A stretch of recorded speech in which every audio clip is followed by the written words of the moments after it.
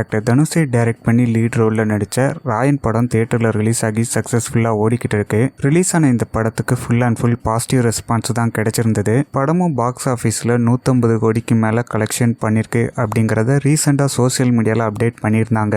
Sun பிக்சரை பொறுத்த வரைக்கும் அவங்களோட படங்களுக்கு அஃபிஷியல் கலெக்ஷனை அனௌன்ஸ்மெண்ட் பண்ண மாட்டாங்க. சூப்பர் ஸ்டாரோட பேட்டை, ஜெயிலர் இந்த 2 படங்களுக்கு மட்டும் அனௌன்ஸ்மெண்ட் பண்ணியிருந்தாங்க.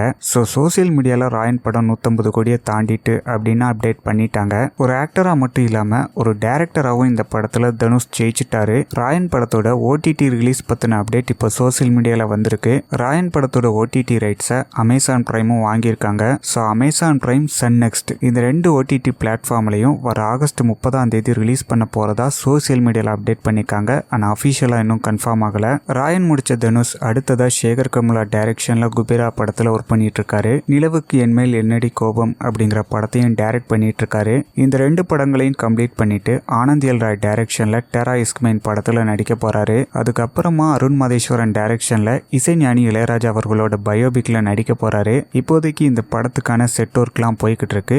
படத்தோட ஷூட்டிங்கை அக்டோபரில் தொடங்க போகிறதா நேற்று தான் அப்டேட் பண்ணாங்க.